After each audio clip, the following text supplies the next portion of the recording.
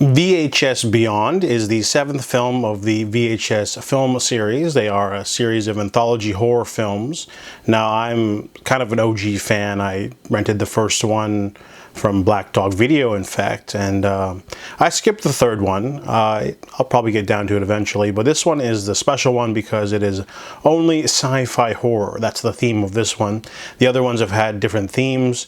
The first two, I think they were basically like just creepy ones, and then the third one had to be like an internet sort of theme, and then they did the next one was 84, I believe. That was a really good one because it had to be like 80s style. And then they did a 99, which was like the new millennium. There might have been one more in there that I'm forgetting. 85? Yeah, 85 is the other one. So basically, this would be the 7th film, and it is a sci-fi. I did not quite enjoy this one all the way, to be honest. I put this movie on, and it took me several hours to finish because I got bored, took a break, and went and cooked dinner or something. So this is a compilation of the Wraparound Story, which is a pseudo-documentary that sort of goes over the tapes that were found in this man's house. So that one's okay because it's kind of like a wraparound story. The first main tape is Stork. It is a action-packed story of a new cop essentially joining a group called Warden, and they meet up and they're going to solve the case of kidnapped babies all over town.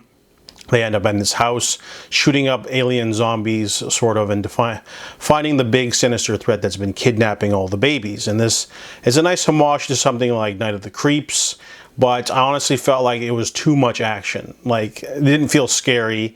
Everything was like neatly filmed on the body cams. The body cams don't look that good, but I just felt like the movie was lacking anything really. It felt like a really blunt sort of action reel, like you're watching the climax of a slow 90-minute movie and just clipped out. So I didn't quite enjoy the first one. The second one is Dream Girl, which is Indian themed.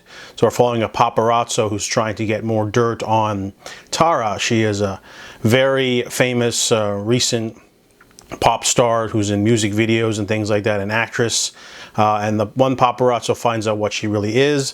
I was actually able to guess what she is, but it's the same as the first one in this, but it's also very similar to other segments and other series segments where, you know, a bunch of people are like, huh, what is that? Turns out to be a creature. The creature wrecks everyone in the room. That's kind of basic in terms of plot. We've seen that before.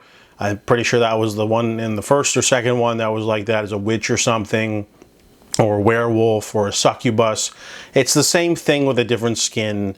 Didn't quite enjoy this one either because of the way it just sort of kept going. They also included like really smooth looking music video footage. It didn't feel like found footage segments, these two opening segments. And then the third one is, let's see, it's a skydiving one called Live and Let Dive, which is interesting. It's about a group of people going for a skydiving group, and they get crashed, and then they basically get chased around an orchard by alien creatures. So this one has some cool effects, but I didn't like how the creatures didn't have much of a goal.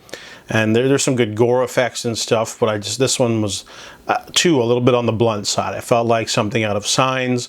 These science fiction segments are really in your face. Like, they don't feel like creepy found footage stuff like Phoenix Forgotten or that little clip from Signs or stuff like that. None of this stuff is subtle. It's like in your face, clear as day footage. Good visual effects, I guess, but it also doesn't feel like found footage. It just feels like you're watching clips of movies. Fur Babies is the fourth one. It's very disturbing. This one can be described as Kevin Smith's Tusk, but done with dogs instead of a walrus. So this one also, I mean, it's creepy. I like this one because the villains have a camera, and so do the main characters. This one at least feels like it fits with the original films, having a segment that's mostly done on a camcorder or a camera on the table for part of the research stuff. So I like the aesthetic, the grimy aesthetic. It was very disturbing. This one was probably my second favorite of the 5 because how disturbing the content was, but also it sort of it matched the sort of aesthetic of the original films. The newer segments, like the other 3, are just too flashy, too perfectly filmed for running around. It doesn't feel like found footage, like if you're in a terrible situation where being chased by aliens, you don't keep the camera that, you know, you don't even hold on to the camera, you drop it by then. But they should have done like a thing where for Live and Let Dive, they should have had like a body cam thing be like a feature of the body of the skydiving thing where you can film it, it's on your chest, or maybe it was, I don't know. Anyways, Fur Babies was really good.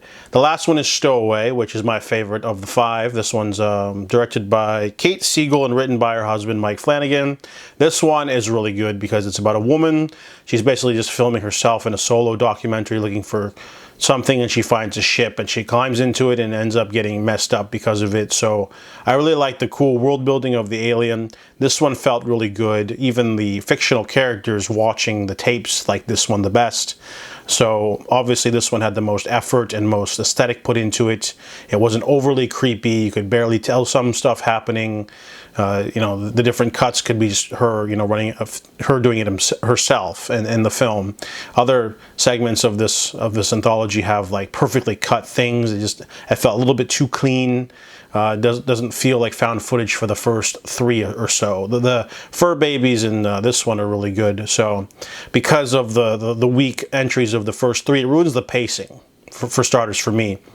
Because I found it a slog to get through, and you know, there used to be only 3, you know, segments, 90 minutes, a quick horror film. Now they're getting into 2 hours because they're trying to stuff as many segments as they can into a movie. But like with an anthology film, you should keep in mind that you're watching it all in one sitting too, so you don't need to have that many segments. I think 3 max should be better.